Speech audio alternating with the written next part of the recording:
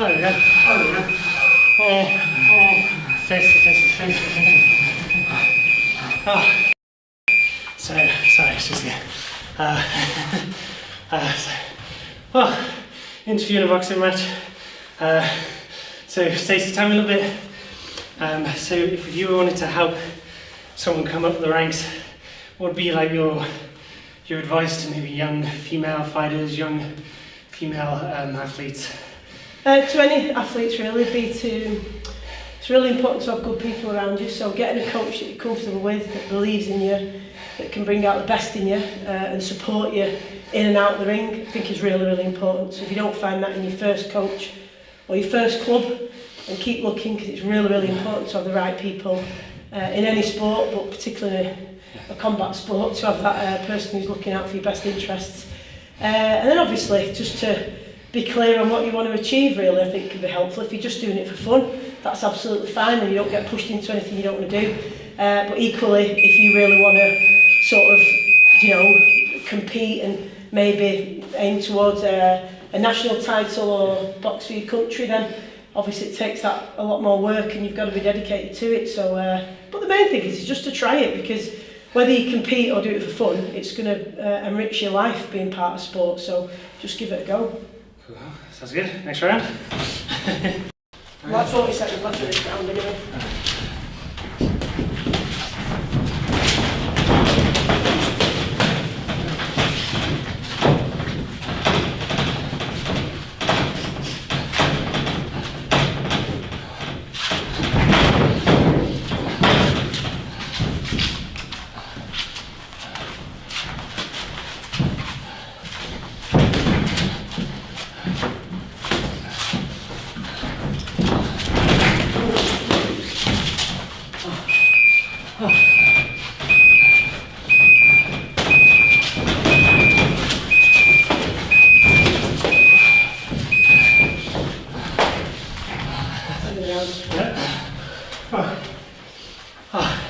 What was the hardest boxing match in your life? In the amateurs would be the first round of the World Championships, when I got beat by Vystrupova, who was a phenomenal boxer. She had like 170 odd, like my 22nd bout or something, really tough. And in the pros, undoubtedly the Commonwealth title fight, because she was really strong, she had some real power, so we had to change tactics after a couple of rounds, and just really had to be switched on, concentrated mentally but also physically on it, like from the first belt to the last, so that was my toughest, and plus the nerves and the occasion, that adds a lot to it as well, so those have been the toughest.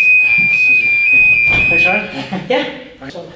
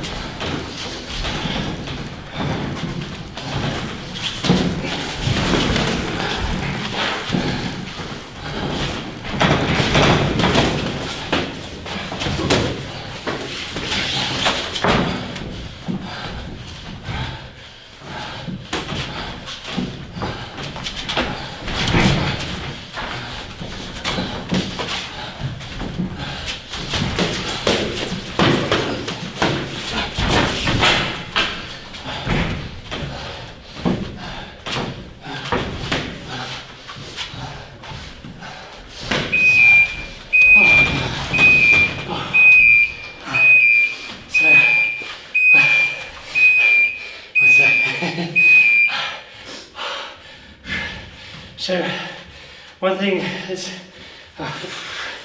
so boxing's changed a lot since when you first started.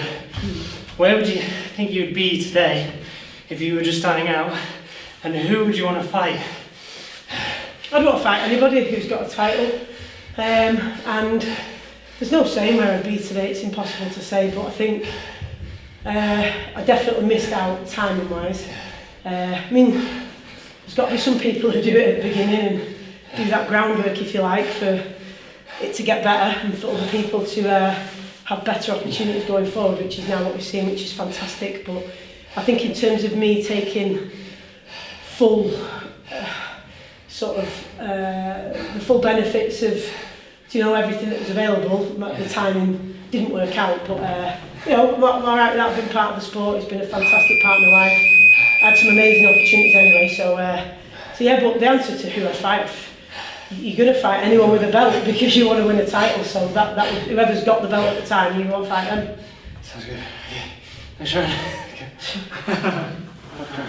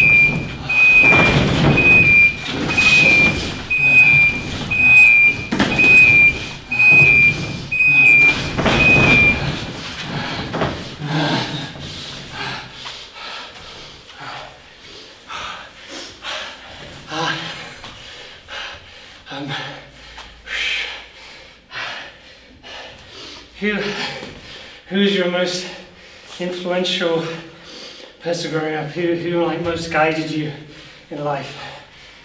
I think in boxing terms, I have to say my dad and my granddad obviously, because they were massive influences, but all my family and friends the most important influential people to me are the people who actually know. I can admire the achievements of, you know, famous sports people, and absolutely, but the people who really genuinely influence me every day, the everyday people that I know in my life who are there, like I say, every day, my family and my friends. So that was the case growing up, and it's never changed. They're the most important people who I look to for support and guidance, and as my role models, mentors and inspiration. So it would, but in boxing, definitely my dad and my granddad, yeah. And when so your dad's still with you? Yeah. What kind of role does he play now for you? Well, we had some amazing times together as coach and boxer and father and daughter in my amateur career. I had Blaine Eunice as my coach as a professional, but so I mean, we travelled abroad together many times. We were in the gym 3-4 days a week together training, so we had an amazing experience. Now it's different. We do a Saturday morning boxing session for anyone who wants to come for free, just learn, and we do a bit of technique with them and a bit of fitness with them, and just anyone who wants to try boxing really. So that's nice for us to share together. And my little sister comes along as well, so she's getting into it. So that's a nice thing for us to share. But yeah, he's just a great role model, I think. Anyway, I'm lucky that my dad happens to be a great person, and so we've got a really good relationship, as I have, you know, with my mum and everyone in my family. I'm really lucky to have a very close family and lots of sporting influences with my uncles and my mum and everyone as well. So yeah, sport's very much part of our DNA for most of us. Sounds like a proper tribe, Yeah, the sports are really, you know, if I was to pick one sort of link between a lot of us, it would be sport. Not for everybody, it's, you know, not every single person in the family loves doing it, but everyone supports everyone else, and sport's very much at the heart of our family and what we're about, definitely. Should we do one more? You want? Okay, yeah. Good.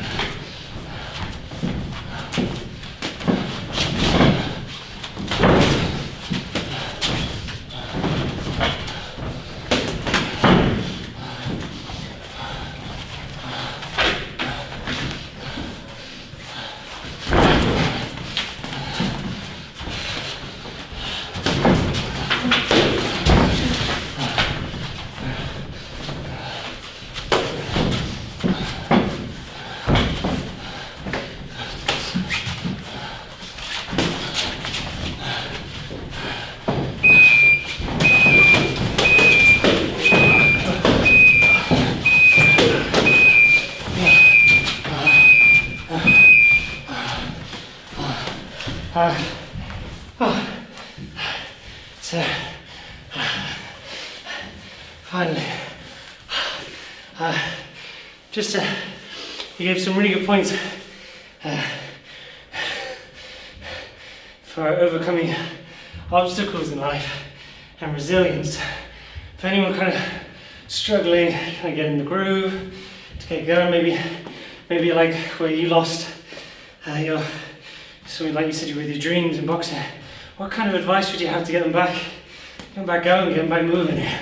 It's different for everybody, so you've kind of got to figure it out, but sometimes it can't help if you hear what's helped someone else. So I can only say what's helped me, not what would help others really, but what helped me was reframing things, looking at it a different way, and then taking control of the things that I felt I was able to control, not focusing on all of the many things that I couldn't control in that scenario, and then trying to find meaning and purpose in it, which That might mean finding a purpose in the setback, finding a purpose in yourself and what you feel you're here to do, your why, if you like, or just simply taking it one day at a time and not thinking too far ahead, because it can be a bit overwhelming that way. So sometimes it's just better to think a day at a time, do the things you enjoy, do the things that make you feel better, and gradually I think time does make a big difference. And that this too shall pass thing, I think is true.